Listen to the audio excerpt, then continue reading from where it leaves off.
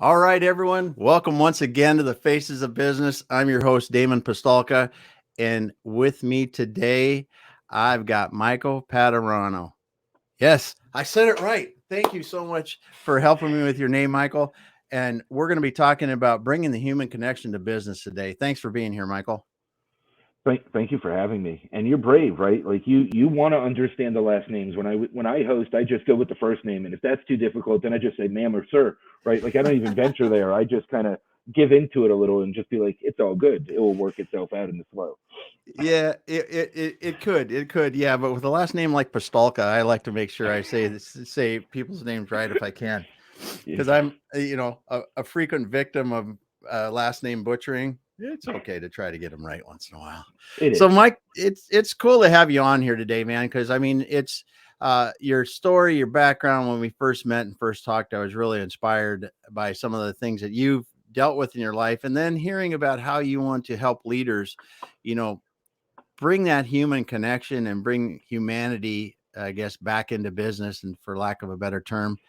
So, why don't we start out with telling us a bit about your journey, your background, and kind of how you got it, how you found this passion.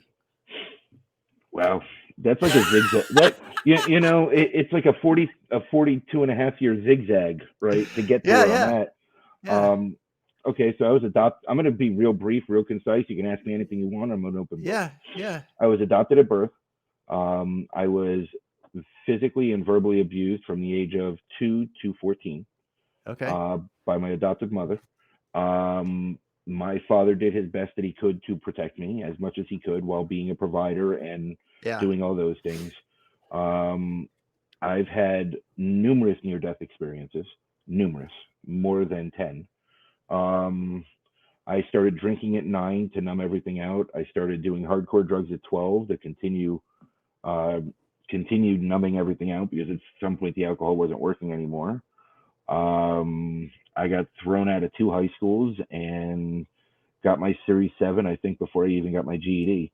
Once my boss realized I didn't have my GED, then it was kind of like, you shouldn't have a Series 7. So I had to hurry up and go get that.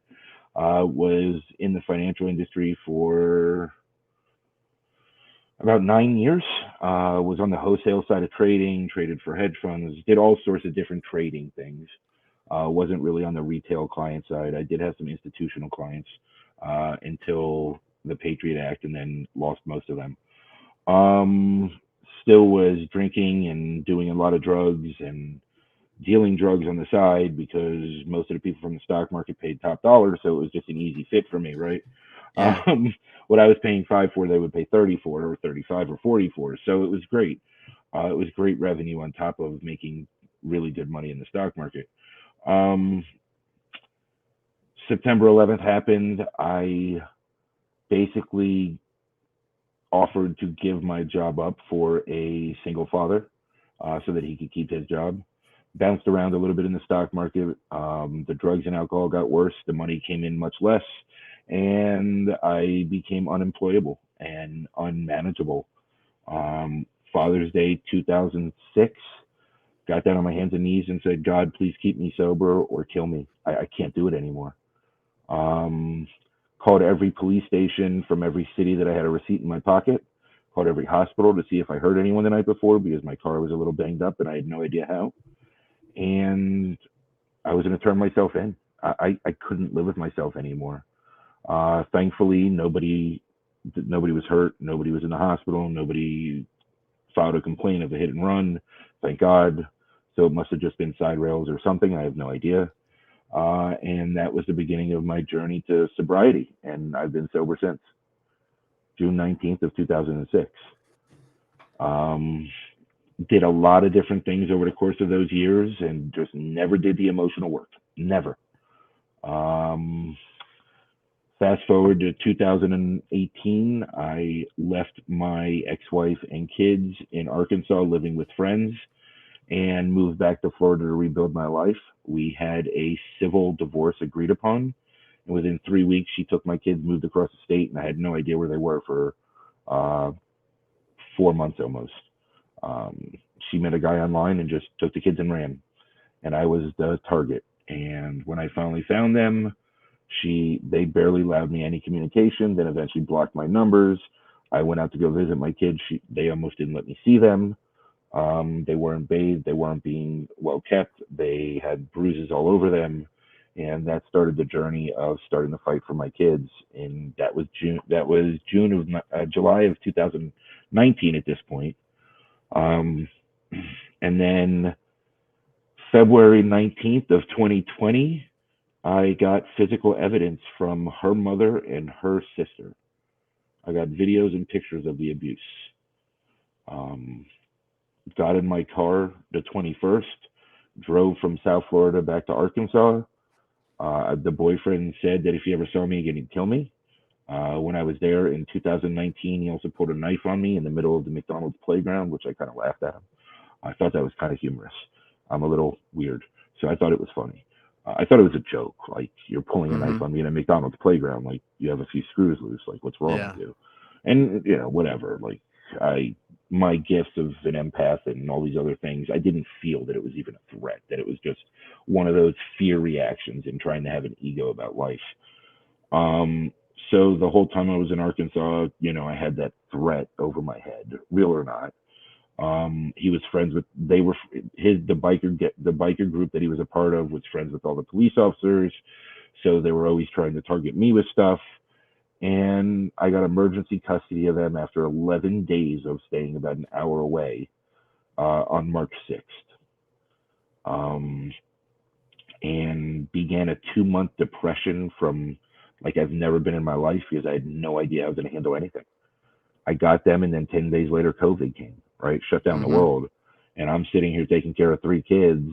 My youngest barely even knew who I was at that point because she was, at the time, almost trying to think. I mean, I guess she was turning 3, right? Because she's turning 5 this year. So, like, she barely even remembered who I was. And they were all brainwashed and abused and beaten and everything that, I didn't love them. I didn't exist. I wasn't even alive. Had no interest in them. Meanwhile, my number was blocked and I was calling every day that whole time. So, calling, texting, calling the police for well visits, all those things, and just nothing. I mean, it came to the point where the police officer even told me to go F off, that I'm harassing them. And all I wanted to do was see how my kids were. Like, it was absurd, right? And, at the end of the day, it was a 17-and-a-half-month adventure to finally get full custody of them and be able to leave. Now, during this 17-and-a-half months, I kept getting triggered about my childhood trauma. And a friend of mine at the time introduced me into some Brene Brown first, right? And I started with Brene Brown, Daring Greatly. And then I went on this healing rampage. And I just went through book after book and coach after coach and guide after guide and therapist after therapist and psychotherapist and spiritual guides. And I just was absorbing like a sponge how to heal because I spent the first 40 years never really understanding, loving myself, having any self-worth, constantly self-sabotaging, and having extremely toxic relationships with people of all sorts, because that's all I knew how to be. It's all I knew how to be. It's what I was programmed to be by just conditions that I created for myself, right? And I still work on myself every day. I journal, I meditate, I exercise as often as I can based on the kids. Probably not as often as I should, but as often as I can. And it's, it's just a juggling act, right? Like, I mean, I just never know what I'm going to get every morning. And it's me by myself with the 3 kids. I call myself a solo parent because I'm not a single parent. I'm a solo parent. Yeah. Because there's no other half that's going to take them for even 10% of the time, right? So, and there's no, I came up to Pennsylvania to give my kids a fresh start and purposely have family 2.5, 3 hours away in different directions, but if I really need them. But I wanted to create a healing bubble for my kids, and I wanted to, really inspire them to look within and heal at this age rather than waiting. And my oldest is 12 now. My son will be 10 next month, and my youngest will be 5 the first week of June. So that's about it. That's about the story, guys. We go home now. Well, I'm gonna start back at the beginning. I've got a many friends that have gone through the sobriety journey, and I commend you for that. Thank you. That's a son of a bitch. It's a son of a bitch, and it's a son of a bitch every day. And it's I commend you for that. So pause on that for 1 second. Yeah. It's been a little easier for me because I truly believe that if I use again, God's going to kill me. Okay. So I mean, I believe it because I begged him to. I Yeah. said, kill me. So I believe God will, of my understanding, that will immediately kill me on the spot. So I just have never given myself an option to even consider going back. That's awesome. That's awesome. Because But I was that bad. I was that yeah, desperate. yeah, yeah. And so you're solo parent, and you have your kids to help you as well. For one way, kids kind of drive you towards it, but the other way, they're going to keep you from it because you want to be there for them. And I know that. I say that tongue of cheek. They're driving you for it, but it is. I'm sure there's plenty of challenges raising the kids, but as you look at that, I'm sure that's worth it in your mind, and it's something you would never change. No. Um, My numbing is binge watching a show on a weekend. That's my numbing. yeah, And yeah, and we all have numbing tendencies, right? Any type of escapism, any type of way to escape where we're at in the present moment is numbing, right? It's yeah, all escapisms. And I just feel like to binge watch a show over a weekend when my kids are relaxing and kind of recouping from their week, when they want to go out and do something, we go out and do something, but they're yeah, not really big into going out and doing something. My 5-year-old doesn't like leaving the bed on the weekends. Like she just wants to sleep all day. She doesn't sleep during the week. So yeah, she's about 3 to 5 hours a night sleeper during the week. For a 5-year-old is ridiculously low. yeah, So on the yeah. weekends, there's days that she'll sleep 16 and a half hours. I just got to go make sure she's breathing every 6 or 7. It's a little Yeah, nuts. yeah. That's a little different. Well, so you go through all this, and then you decide, well, I want to help other people. What the heck got you to that point to where you're like, I want to help other people? So okay, so this is where I think the 12 steps kicks in a little, Okay. right? Because when I got sober, I was really big into going to meetings regularly and everything else. Yeah. Yeah. And I was giving back. I had sponsees. I was working with other people. I helped kids get sober. I worked at a facility for a while, and I was, Okay. really spending time with them when they were on site, right? A male only facility. So I mean, I really was always giving back. And when I started the healing journey, the first thing I wanted to do was give back, right? Because that's how I know to stay on my healing journey, right? Is Yeah. is constantly keep myself in check. And how do you keep yourself in check is by, seeing people where you used to be and helping them get to where you are. And hopefully as you do that, you're progressing a little bit further. It's a daily evolution. Mm-hmm. So, I mean, I'm a coach, I'm a guide. I mean, I call myself a guide really on 3 levels: business, life, and spiritual. So I just guide people towards themselves, their inner knowings. I don't look to do anything but help people find themselves. It's not about me. It's about let them find what's best for them. Mm-hmm. So you're in this process now, and you're helping these people, and you Hmm. decide that you want to start a company doing it. I mean, I can see what you're doing, but you're going to do a company with events, and you say, I want to help millions of people create better workplaces. What I mean, how do you go from I'm going to help some people and being a sponsoree and you know to I don't. You had I've to be always overcome by something. I've always built businesses. Always. Yeah, Always yeah, had businesses on the side, always had side hustles, always had all yeah, different things, different points in time when I did have sources of revenue. I would invest into small businesses, single solopreneurs, stuff like that, right? yeah, And just understand different industries. And I've worked in so many different industries and I've been treated differently in almost every industry. And I'm just not a corporate person, right? It doesn't yeah. work for me because I've always been one of those people that goes, gets that corporate job because it's not working as an entrepreneur. So I go, oh, I need a job. I go get a job. And within 6 months, I'm getting promoted. And then within a month or two after that, it's like, I can't work for people that don't align with their own values. So then I walk away and I start another business, or I go back to my passion. And so now I've really just decided to go with my passion, which is truly helping, inspiring. And, my definitive purpose on this planet is to elevate humanity. So, and through knowledge and understanding. And this fits into that category perfectly.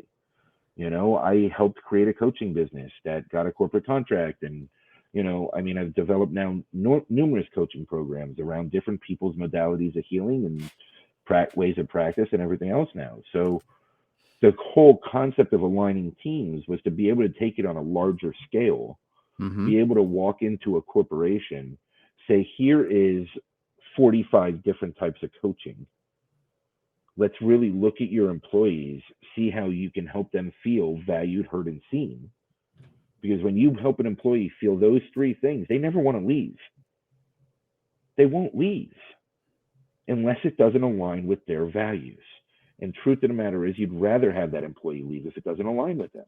Yeah. Because when you bring in somebody that it aligns with, they're going to outproduce. Yeah. Hundredfold. Yeah. So I'm looking at the corporate environment right now where everybody's talking about this great resignation. No, it's the great reality of having options. And Yeah. I can sit home in the couch and I can learn from Gary Vee on how to flip things on eBay and make maybe 60% of the money, but not have to leave my house and be happy, Yeah. rather than making myself miserable working for people that don't value me. Yeah.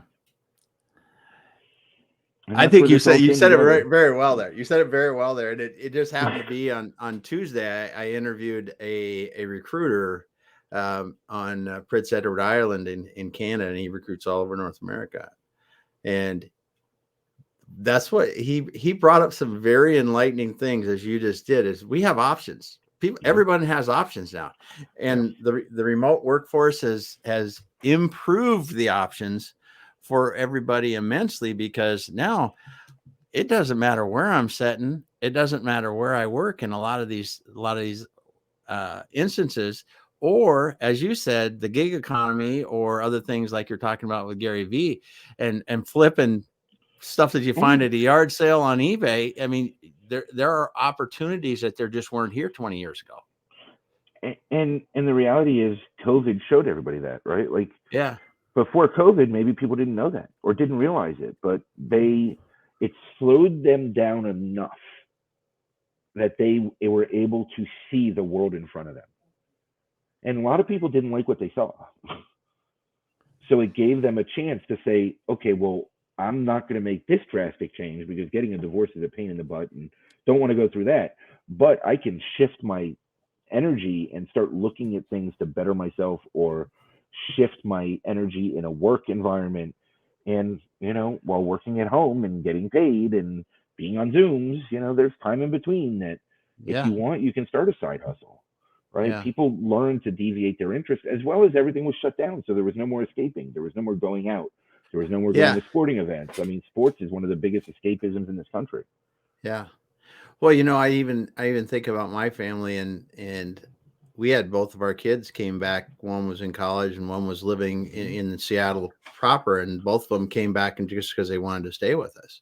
Yeah. And that changed the way we are still today, because we spent 4 months or whatever the heck it was kind of in one place, going and doing, we would go out on excursions, but you couldn't go anywhere. We could go drive out to some place and see nature. That's what you were doing, but you were doing it with your family because, you weren't socializing and to speak of, and other things like that. But it did, when you talk about that time, and I've mentioned that not because of my family, because that really it's not relevant. It's that time that all these people that run. I run to work, I run home, I run to go out to dinner, I go out with blah, blah, blah, blah, blah.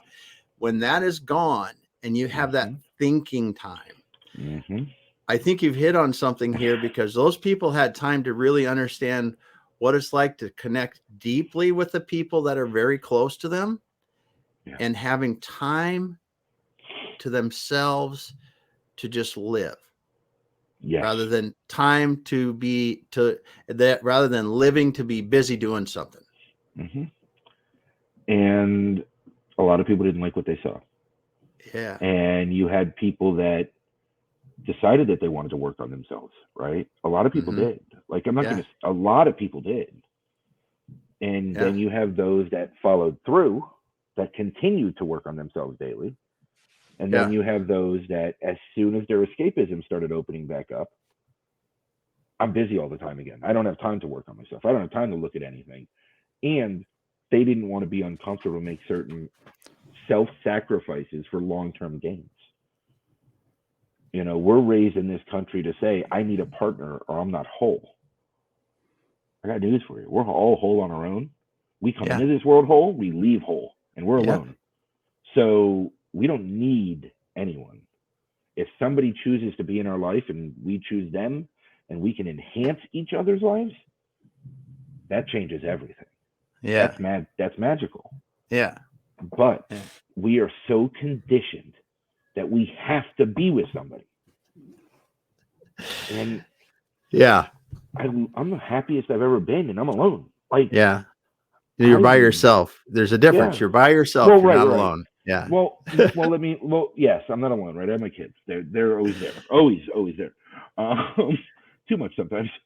But Yeah. yeah, I mean, but it's okay because I got this. Yes. Like, Yeah. and don't, Yeah. and no. Let's not mistake that it's easy, because it is No, no. not easy. No. No. There is no private time. There is no time to myself. I'm the only adult, and I'm outnumbered by a multiple of three. So I'm always losing. And then a kid comes from the neighborhood, and then it's multiple of four. And if another one Yeah. comes in, it's multiple of five, right? So I'm always losing, but it's okay. Like, I'm adapting every day. I'm evolving every day. I'm learning every day. And I love the journey. I Mm-hmm. love the journey. I'm so happy with it. Yes. Awesome. Awesome. You're right. So you mentioned one thing that just here in this, that a lot of people took the time to start working on themselves. Hmm. And I think about this in regards to the events that you're planning and will be putting on later this year. Hmm. Um, do you think that we're more receptive as a society in the U.S. now, or maybe even globally? Hell, I don't know, globally. That we're really ready to start looking at things a little differently, and maybe working on ourselves a bit more because of this. So I think there's always going to be the people that want to do that for themselves, Yeah. right? And then what we're looking to do is to go into corporate. So it's a whole different game, right? Yeah. I believe that it's a necessity, and corporate's not going to have a choice, because retention means so much, because it expense to the bottom line of having to replace people. Yeah. It's an enormous absorbent expense to have to retrain, reintegrate, redo everything, try and get the right chemistry on the team again. Like, you can go through this whole 6 month training period, whatever it is, and they might not have the right chemistry for the team. And it's like, well, now the team's shit, right? Yeah. Because it's the chemistry that keeps this going. Mm-hmm. Um, I believe they're not going to have a choice, because at some point the bottom line is going to be impacted so greatly by retention numbers, that they're not going to have a choice but to look deeper within, and it starts with themselves, each individual.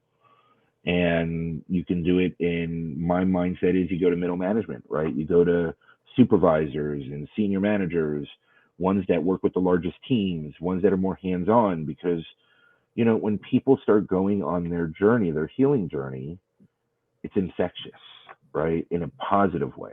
It's a different pandemic, Mm-hmm. or That's a epidemic, good or one. whatever. Right. It's a good one. So as you reach the middle of a company, it spreads outward from there.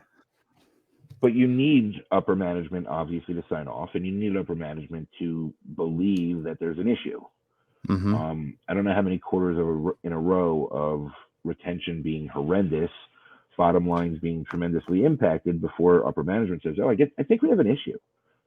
And it's not just because other companies are paying more, because truth of the matter is, an employee that feels value, heard, and seen would take less money to be happy and fulfilled and content and feel safe than go somewhere new. And that's Yeah. just the truth. Well, and like I said, on Tuesday, I interviewed Andrew Lavoie, and Mhm. he said one of the things that he said was exit interviews are gold for employers. And then taking what you find in that and talking to your existing people. And he brought up a ton of awesome examples. But you talk about wage was not brought up in the conversation. These people are talking about, he was talking about in his own experience, he had it happen to him once when he was managing an equipment dealership where Mhm. someone was going to leave because they did not have swag like they used to give away to their customers. Mhm. They He couldn't live said, up to their customers' yeah, yeah, expectations. yeah. Their customers, Mhm. they said we could go out and do the work, but our customers always want a hat or something. Right. But they had decided that wasn't going to be in the budget. And he's like, well, if you're going to leave and I need to spend, it's just these little things that these people want. And like you said, they need to be valued, seen, and heard. And the thing that I think we were in business were able to do until recently was we were able to kind of, because it was an employer market, we didn't have to listen. We didn't have to Yep. ask those questions. We didn't have to do Yeah. that. And now when you look at it and you look at the merry-go-round or the revolving door on the entry level positions, it can put you out of business. It's on the top too. It's not only entry level. It's middle. It's everywhere. Like they're Really? sold a bill of goods. They don't live Yep. into their vision that they're selling somebody. They get in the door and it's like this is why people have three options sitting on the board when they start a new job. They just tell their second favorite that, just give me a week or two. I mean, if they're really transparent, they'll be like, there's another one. I want to try it out. I'm just being honest, but you're a strong second candidate. And if these people don't live into what they said, then I'm going to come to you. Now, if that Mm, company is one that lives into what they say, they'll be fine waiting the extra 2 weeks because they know that most companies don't. They don't. There's a I revolving never door. thought of that. Yeah. There's and I always say this: inflation is 8%, 7.5, 8%. Argue whatever number you want. Let's just Yeah. say seven. Let's even say seven. Who cares? And they do this living wage increase of 3.5%, right? So you're losing money on your raise because it's half of inflation. Yeah. So let's not go into the economic side, but let's say that 3.5% difference is 5 grand. Let's just say that it is. I'm just using numbers Yeah. for Yeah. argument's sake. That 3.5 difference, let's say it's 5,000. If you went to that employee and said, you know what, I can only give you the 3.5%, but what sports are your children interested in? And I'll either send you guys to a game, maybe a couple games because some sports are cheaper than others, Yeah. or I'll sponsor one of their teams for $1,000, Yeah. $500. That employee will never walk away Yeah. because you found something that matters to them and their family more than money. Yeah. That is how companies should be looking at things. That is where companies need to see different because then you're valuing your people. Yeah. Yep. I can hear it coming out of you. This is why you're putting these things together and Yeah. you're talking about bringing the human connection into business because it is what it's almost like a revolution. And it's an old term, but what it is we have to really look at individuals in a company rather than the mass, Yes. and tailor towards each individual and what we can do to help them be more successful at business, at life, and really get good at that. Yeah. And I mean, you if okay, so it's the 3R event for a reason, right? It's rejuvenate, reinvent, and retain. Because the minute you go from rejuvenating to reinventing, then you can start retaining your employees. There's too many options, too many. And you know what? Money is losing its value every single day. Mm-hmm. So why am I only going to care about money when there's simple things in life that matter so much more to me and my family? Yeah. Well, and I think this is where hybrid work to me is a huge thing. When people were we all got to go back to the office, but you're looking at in the area where I live in Seattle here, right? There's a lot of Mhm. people that are working and commuting 1.5 Oh or yeah. 2 hours each way, 5 days a week. And if you just said, listen, you can have 2 days flex days, Yeah. or Tuesdays and Thursdays you don't drive or get on the bus, whatever the heck you do, that just gave them 6 to 8 hours extra time in their week. I And mean, what it really cost you. the future of work is going to be some type of hybrid model, or Yeah. it's going to be completely remote because people are just as productive, Hmm. but they have the overhead of the building. And how do they sell to the board that they spent all this money on the building, but there's not a single person there, right? That's a whole other thing I think that we'll be dealing with in the future, because the companies that are effectively doing hybrid work can have smaller space, and that gives them a competitive advantage overall. I really do. I think that, but what you're talking about, these small things, and talking again about how can I make Michael's life better today, and Michael's, and I know that Michael's a solo parent with 3 Yeah. kids. And if Michael can have a few more hours a week, that's a big deal to him. Yeah, I mean, who wants to spend 10 to 12 hours a week traveling back and forth to Yeah. work? I mean, Yeah. it's even more than that because it adds up so fast, and then it's the gas, and then it's the tolls, and then it's Oh, all parking that. Yeah. sometimes, right? Like Yeah. the expense is ridiculous. Your car insurance is through the roof because Yeah. you're driving so much more. I mean, there's so many options. Like, Yeah. why are we overcomplicating this? Yes. Like, why are we really trying to stick to the old ways? But we do it in every system in this country. Mm-hmm. Do it in education. We do it. Every single system does it. We don't evolve until it's too late. Yeah. Until we have to. Yeah. Until we have to. It's forced. The pain is so great that we have to change. And how far away from that are we at this point? I don't Because think we're very far. probably not. Especially in business, we can't be far, because we're gonna continue to lose, because especially just as we were talking about hybrid work, right? 2 options. I can work hybrid, or I have to be there. I have to commute. I have to do that ugly commute. Who's gonna do that? Even with a better opportunity, they're not going to do it. No. Because Nope. especially if you got a family. I mean, Yeah. that's so huge. But let's talk a little bit about your events, because you guys are going to put together some pretty special events. Let's talk about, because you're talking about rejuvenate, reinvent, retain. So let's talk about this. So we're going to do events. Our first one is now September 11th through September 15th in Bluebell, Pennsylvania, just outside of where I'm at. Because again, solo parent. So if I want to be present, it's got to be near me, and I don't care. Yeah. Everyone's coming to me. They don't have a choice, right? Yeah. So this is the way it works. And then we're going to rotate them around the country. But at first, it's going to come to me, the first one. So it's all inclusive except for the flight. Everything's included in it. The costs we're finalizing because things have shifted. Yeah. Food costs have gone up. Everything's Yeah. gone up. It's a 4-day event. You get there for the first afternoon. That first evening, which is a Sunday, we have a blindfolded meal. Everyone's blindfolded. You have no idea who you're sitting next to. And every facilitator that is a part of this event, except for the ones working that one specific meal, are all blindfolded also. Okay. And we're going to rotate the facilitators. I'm one of them because I want to be a part of this. I don't want to be the facilitator guy on this one. I want to participate, because this is when we push ourselves to limits and have to understand our subconscious and unconscious bias. We're blindfolded. We have no idea who we're sitting next to. Mm-hmm. We can offend anyone with any sentence.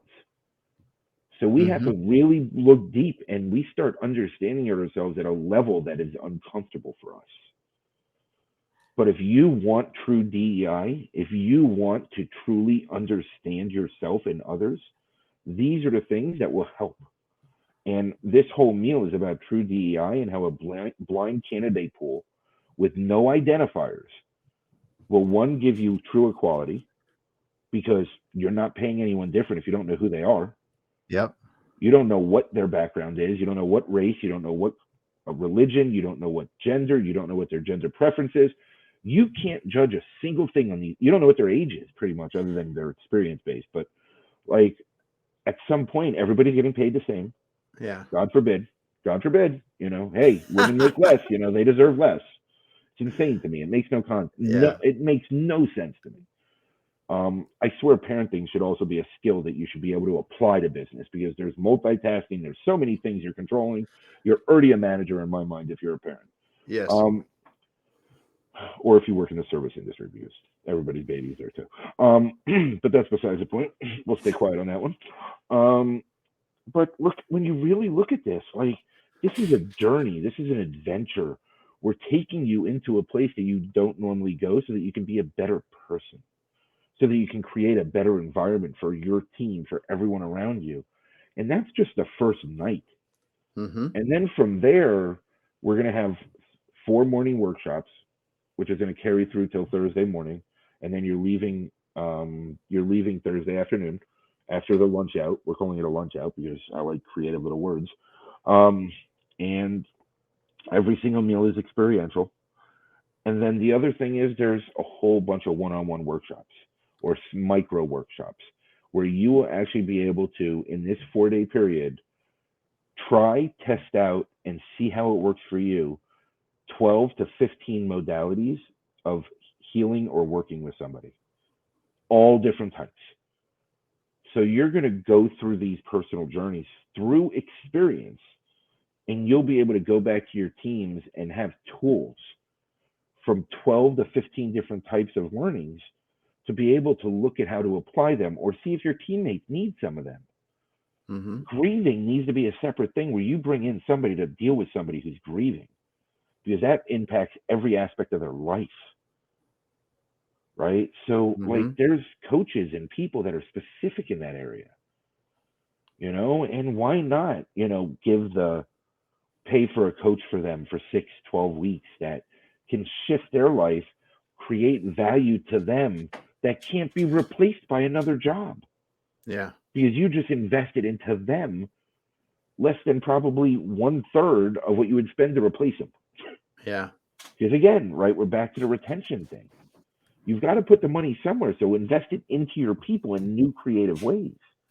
Because if they come out a more healed version of themselves, then it's going to interact with everyone else at a different level. Yeah. And these events are spectacular. I mean, it's a top quality venue. It's called Normandy Farm. The place is unbelievable. They do 360 weddings a year. They have an Arnold Palmer golf course attached to it. They have ballrooms. They have conference rooms. They have everything. Mm-hmm. And then they have farm to table food. Everything's farm to table. Every single part, every one of our meals is going to be international styled. Like we're going to be doing a Japanese style dinner, which we're going to talk about leading with intuition and ikigai.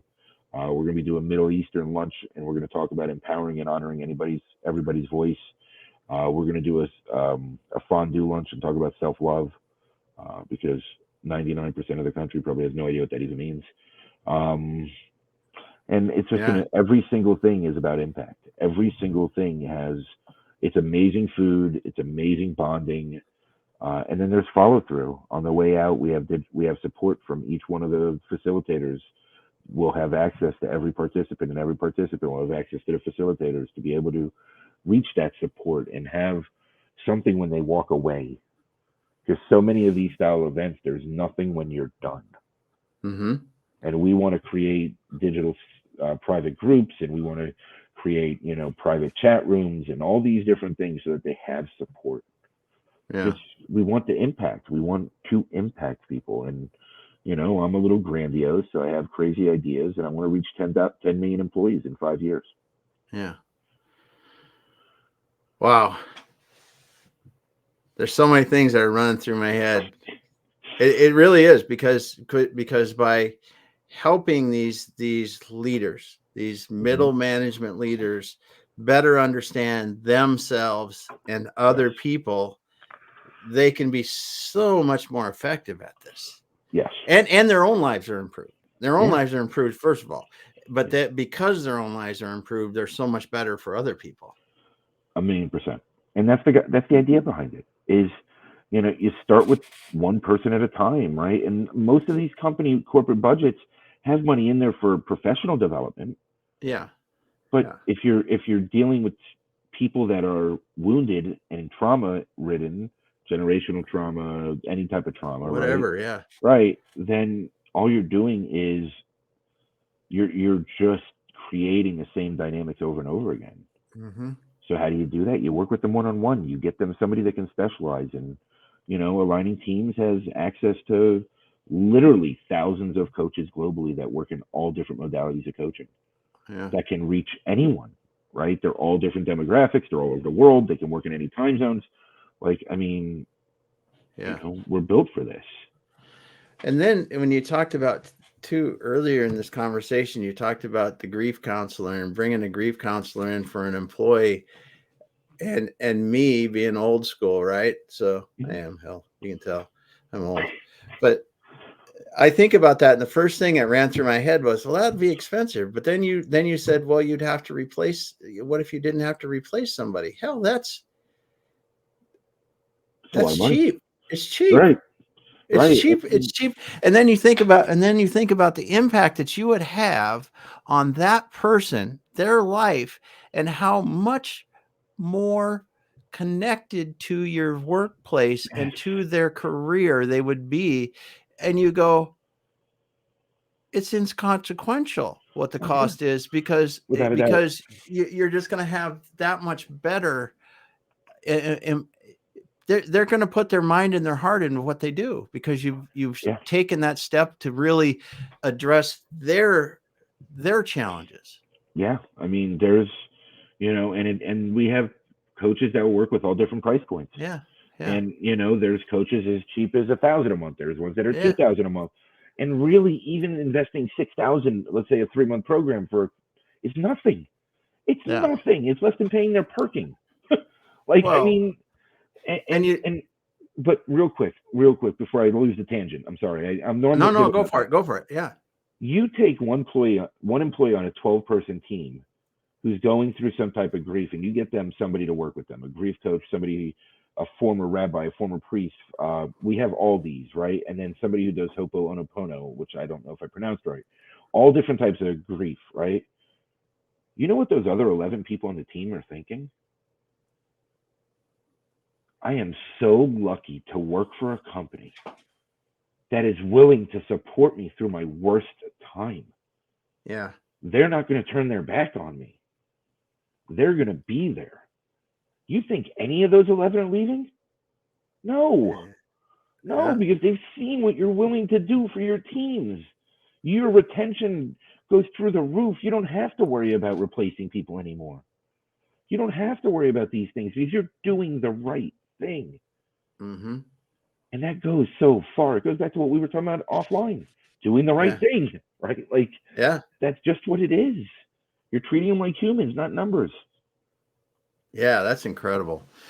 Because I think you're, throughout this, it's going to be really interesting to see the results you get, because I think this is going to, those people that choose to do this, it's going to make some tremendous difference in organizations.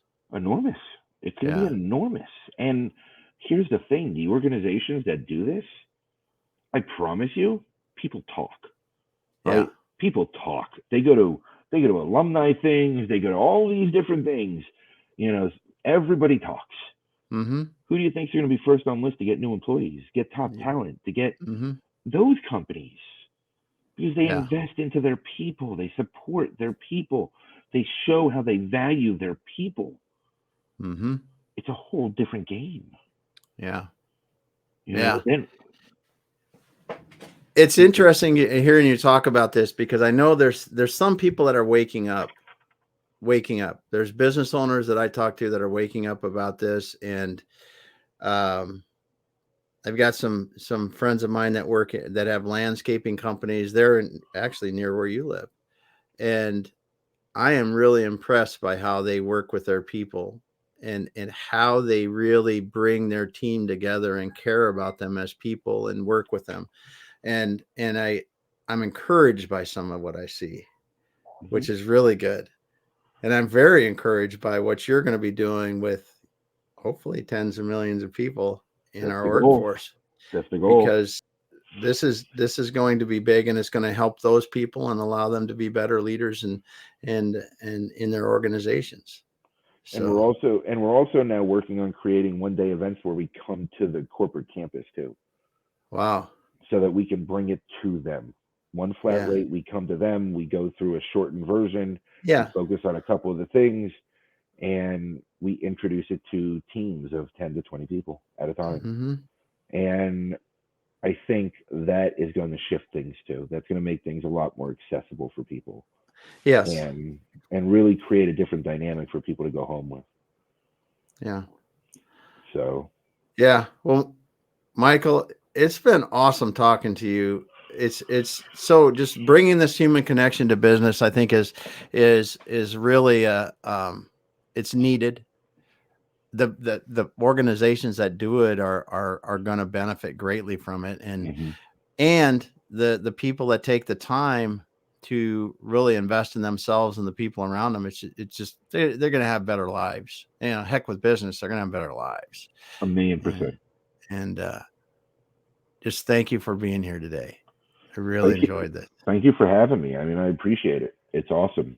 I had a blast. So. Yeah, good. Well, I want to say hello to Ronald Henderson, Hey, my Ronald. friend in Maryland. He also is knows those landscaping people I was talking about, and there you go. part of a group that we meet every week. But Michael Padurano, yes, sir, with Aligning Teams, thank you so much for being here today, and I appreciate you. And we will be talking later when you start those events up in September. I want to hear how they're turning out and what's going on. So yes, and we're going to bring some to the West Coast also. So. Awesome. Very good. Very good. All right. Well, thanks everyone for being here today. We're going to wrap it up for now. Hold on, Michael. When we're done, we'll talk for a minute when we're done, and we will be back again next week on the Sounds Face good. of Business. Thank you so much.